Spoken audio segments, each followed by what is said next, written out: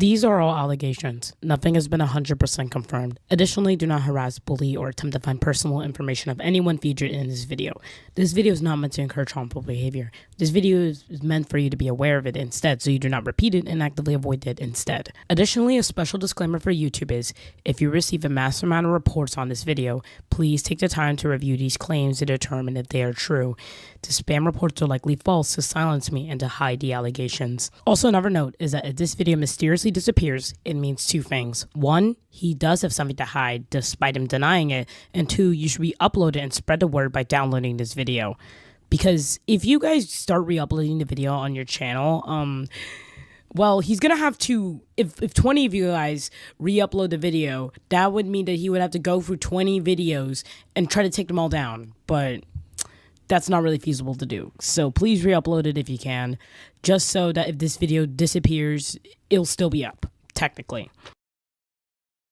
I will be going over 6 things in this video. 1, context of the first victim. 2, clarification of the first victim. 3, overview of the new victim's story. 4, refuting Darku's response. 5, miscellaneous stuff.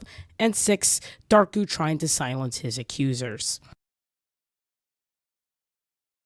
I would like to include a clip of a Now Strike Down video that explains the content behind Kawito's story. Here's the full clip. Kawito is the victim of Darku, and they were featured in one of Darku's video. Anyways, to start us off strong, Kawito claims they're 14 and Darku is 18. Already a little concerning, but let's just carry forward. First of all, Darku is calling Kawito his ex. Okay, that's a little weird. You're 18 and that's a 14-year-old, what the fuck? And they also accused Kawito of lying about their age. Well, yes, Kawito did lie about their age. They later clarified their true age to be 14. Not saying it was right for them to do that, but Darku should have just cut Kawito off right away. Then Kawito explained that their cat died recently, and Darku preyed on them in their most vulnerable moment by telling Kawito that he loved them and gave them special treatment by putting them in the video. What Kawito is describing, it sounds like an extremely manipulative tactic called love bombing, where someone overwhelms another person with excessive attention, affection, and flattery to influence and control them. Yuck. Afterwards, once Kawito began feeling sad for the cat and expressed that to Darku, he abandoned them, only coming back once Kawito was happy, and that he only did it if it makes you happy. Additionally, there's a friend named Aaron that he would hang out with when avoiding Kawito. Eventually, Darku told Kawito that his friend, Aaron, I assume he's referring to, I don't know, liked him, even though the girl's 15, but whatever. He later said that, but I'm not convinced that she likes me, and I know her enough that in any case, she's going to deny it. Then he later sent a message victimizing himself, basically, and Kawito got fed up with him and broke up with him.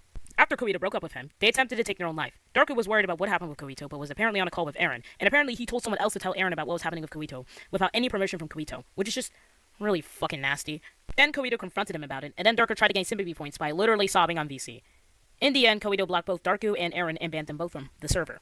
Now, even if you could attempt to argue that Kawito's bullshitting about the whole thing, there's a clip provided that is basically him admitting to being a pedophile, and he tried to get Kawito to kill themselves. Additionally, there's some other evidence in the video. I'll just play the clip in its entirety. It's pretty bad. ¿Cómo puedo hacer que se suicide ahora mismo? ¿Quién? Pregunta seria. Literalmente. Kawito, Literal, no ¿cómo sé. puedo hacer que se suicide? También están preguntando sobre las edades y están diciendo que sos un pedófilo. Totalmente. ¿Qué? Tío, no quiero hablar más de esto, tío. Ya, por favor, dile que la pare, por favor, que pare. O sea, un día se siente presionado por Kawito. No, mira, o sea, lo que está haciendo es como, sí, soy tu amigo, no sé qué, para que no se vuelva aún peor. Más que nada, ¿no? Porque Ya, para que Kawito no llegue a los límites de hacer esas cosas. sí.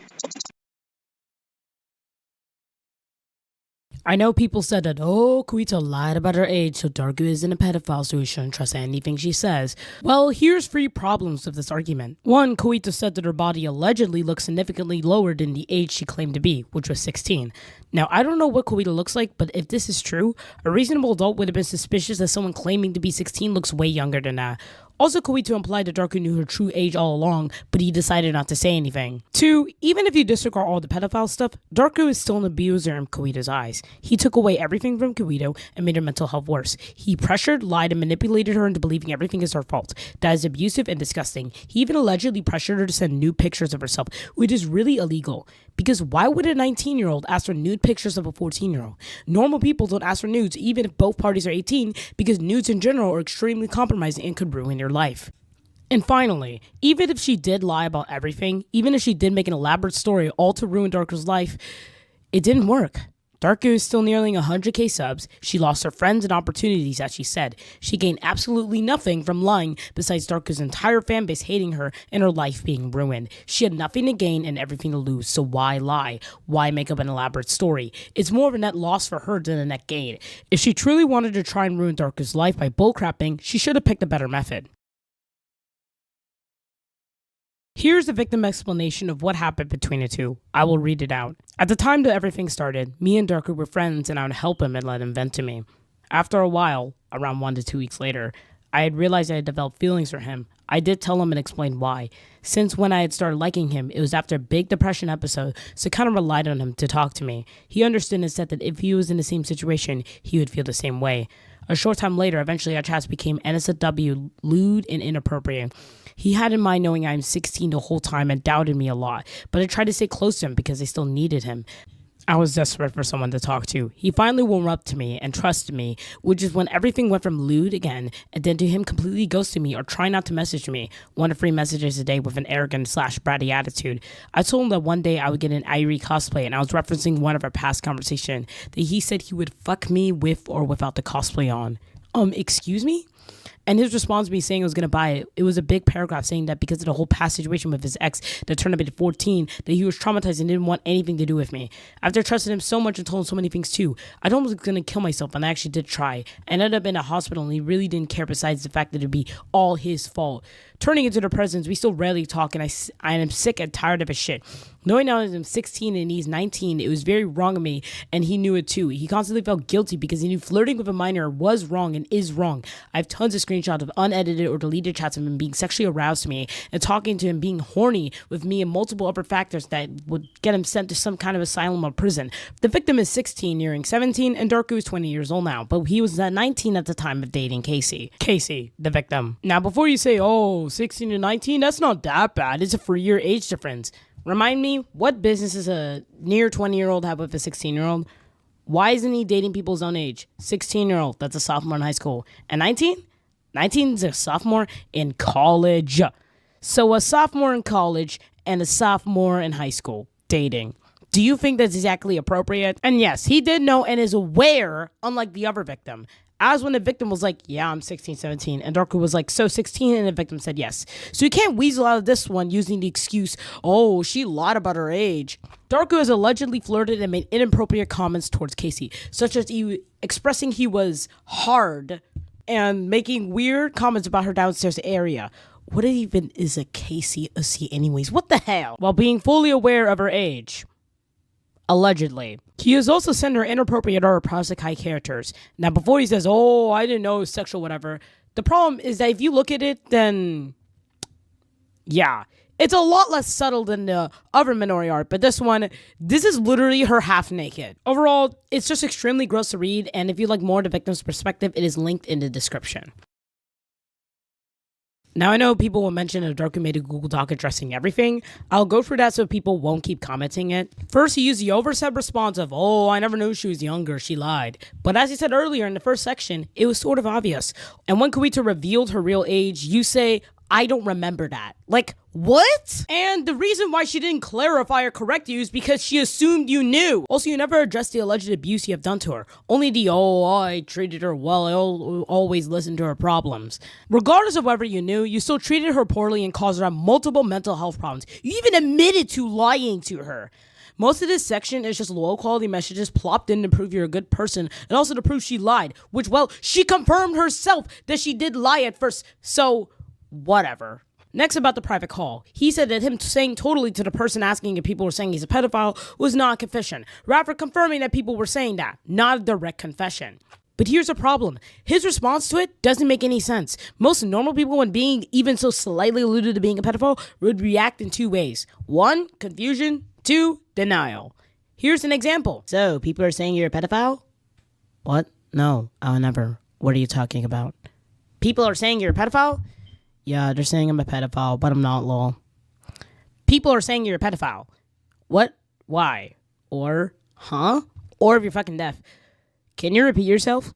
Like, most people would not say a one-word response to a question that could easily be misinterpreted. Now, I know some people may argue that he was stressed during it and wasn't too careful with his responses, but come on. If you're coming under fire from serious allegations, the smart thing to do would be not to say anything until they're over.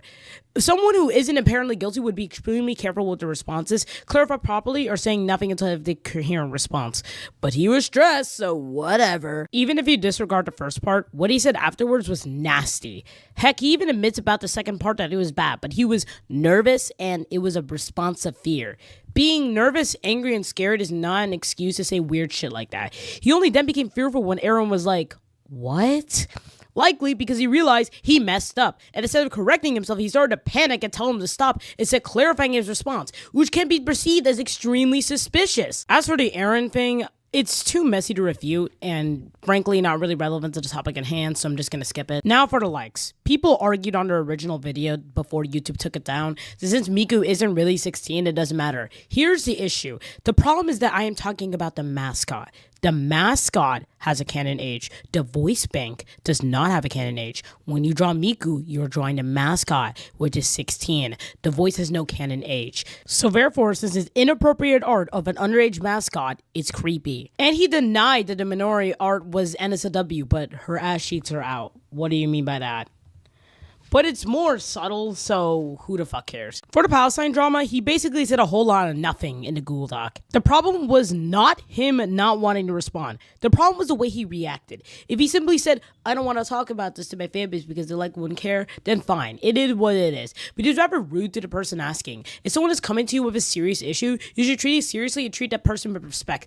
But he apologized because we caught him in a bad place, so it doesn't matter, I guess. Whatever. And for the minor ass joke, he was like, I was 16. I didn't know any better. Okay, buddy. I don't get why people use age as an excuse for their actions. It doesn't make it right or correct or erase what you done. You still made an inappropriate joke knowing it was inappropriate. Also, you never addressed your alleged use of slurs you likely can't reclaim. Like, you allegedly just casually dropped the R slur and F slur. In fact, this leads to the next section. The thing that he didn't address was that there were numerous alleged screenshots of him dropping the F slur and the R slur. It is unknown whether he can reclaim them or not. Regardless of what you believe in the slur discourse or whatever, there's always better words to use, and if you can't reclaim them, then it comes off as tasteless and borderline gross. Let's address the elephant in the room. My video on Darku has mysteriously disappeared. I already made a video talking about it, which will be linked in the description. It was spam reported for harassment and cyberbullying, which there is none of that whatsoever. Additionally, he also strike Casey videos on him, and when confronted, he says he has nothing to hide. If you have nothing to hide, why would you attempt to get rid of 3 videos made on you? This only makes you look worse and worse. In conclusion, take this what you will. It is your choice whether or not you want to support him. Whatever you choose, it reflects on your character and priorities. Stay safe, fellas.